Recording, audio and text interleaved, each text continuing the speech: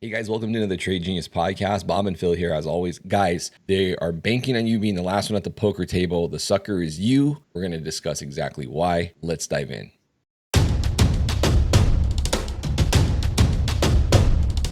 Trade Genius. Hey guys, we got Black Friday specials. They're really cool. We have the best pricing for the year. You can get our basic package, our advanced packages, our VIP rooms, software, trade options, trade crypto, trade the futures. With us, get our indicators, best prices of the year. Take advantage of it. Thanks for listening. All right, Bob. So, there's a lot of, I would say, euphoria going on right now. Many mentions of all-time highs are coming. And I think, though, once we show the folks here the data, it's going to be abundantly clear what's going on. What say you?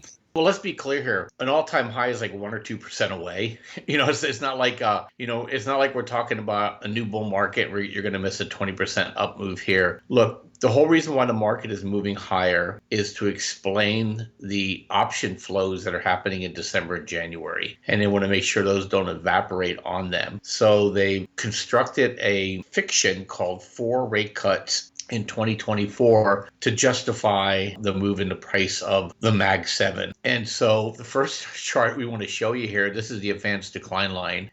Could somebody explain to me why this is a bull market? I'm confused. I've only been doing this for 40 years. Yeah, I mean, you don't normally have your internal. For you guys that don't understand what that is, it's basically showing you how many are advancing in the stock market every day, how many stocks are advancing versus how many stocks are declining. Now, at the tail end of the move here, all you see is red on that upper graph there. That tells you that what's happening here is they're selling out from under you and they're propping up the index. They're utilizing the index's weighting of the Mag 7 to basically create this illusion that everything's going up. It's to bring in that liquidity, right? Somebody's always left holding the bag at the top. So here's the latest trick up their sleeve is to basically drive this up. Meanwhile, what most funds have is a broad basket of stocks. Most funds aren't just in 7 stocks. Regardless of what you want to read or believe, and true 7 stocks mainly drive the markets right now. That's all the heavy weighting, but that's not mutual funds. That's not normally the larger funds either. They're all in a big basket of stocks. And in that upper graph, the advanced decline is telling you that big basket of stocks is being sold off.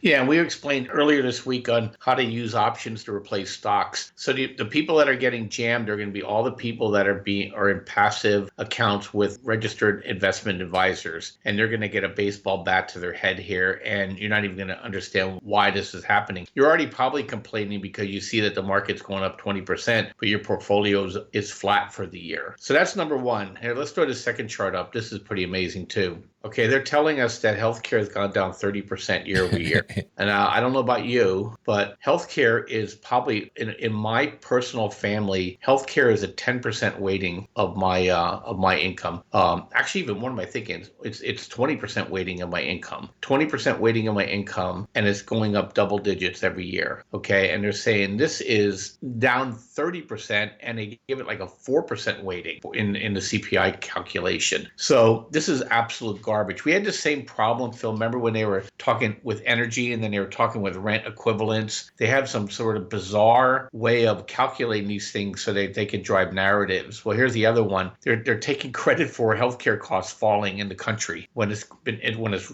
reality rising. So that's that. But they can't even hide the lie from themselves, because this next chart, you can explain this next chart, Phil. You found this one. This is amazing. And this is what Powell looks at.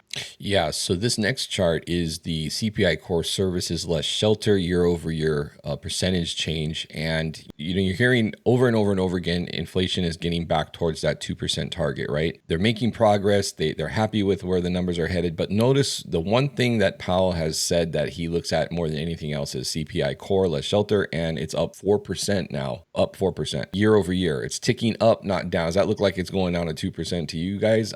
It doesn't to me. So, I think that the reality is that if they're going to be serious about this inflation fight, there's no rate cut coming. And the Fed has repeatedly said that. They said, if you are expecting rate cuts, you should be looking at 2025. So I think Bob's hit the nail on the head here. Remember, who drives the headlines? It's not the Fed. Reporters are in the back pocket of these banks usually. CNBC, they get their paycheck from the advertisers. Who's the advertisers, right? It's all the financial institutions. So you're getting this narrative fed into you that, it's Goldilocks and unicorns again. But in reality, the Fed, if anything's going to have to hike because core is going back up. So I think that's really the reality here, Bob. Yeah, for sure. Look, I think most people feel like they're a salmon trying to swim around the Hoover Dam here to get to their spawning grounds. It's just becoming absolutely impossible, and costs are going up. And here's what's really happening, I think, Phil. Oil prices are falling, but none of it's getting passed through to the consumer. Yep.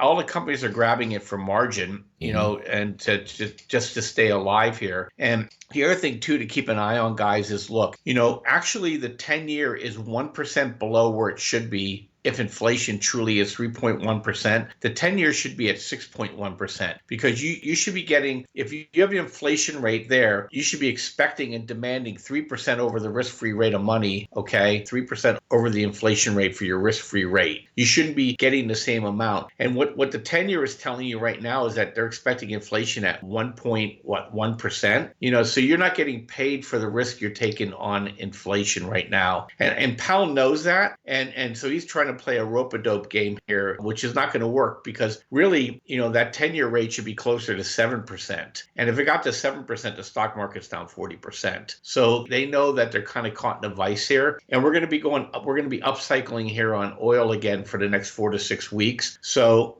they're not going to be able to keep driving on the energy theme too long, before you're going to get upcycle. And then the other lie they're telling you is on the production and the storage rates. The storage rates are lower than what they're telling you. It's another shell game that they play to drive the narrative down. Right. And I think they played all their game. And so I think what we're really telling you here, guys, is that I don't care if the market goes higher. Just don't be naive to the fact that when they get their money out, they'll drop this thing like a stone so they can buy it back at 20, 30, 40% cheaper. And you're going to be the grand contributors to their next wealth effect event. And you need to be prepared for it. One more thing, guys. Yeah, Phil, show this one. This blows me away. Yeah, here's your Chapter 11 bankruptcy filings rising rapidly in November. Okay, now we're over the COVID bankruptcies, if you can believe that, and we're well into the range that we started creeping up into back in the great financial crisis era. So again, do we escape any kind of recession? We have spiked up to these levels before and not triggered a recession. That's true, but look at the rate of change here. So if we don't get a quick, here's where it matters. If we don't get a quick reduction in this spike, and I'm talking like December is down, January is down. If this continues into Q1, you're going right into recession here. This is a big warning flag. Yeah, absolutely. And we should get some big warn events too in January after everybody evaluates their year-end calculations. Yep. All right, guys. Well, let us know your thoughts on this. Appreciate you guys watching. As always, check out our specials over at tradegenius.co. I'd love to see you guys in the room with us. We'll help you navigate these nutty markets, and we will see you guys on tomorrow's episode. Please hit that like and subscribe button. It really helps us out. See you guys later.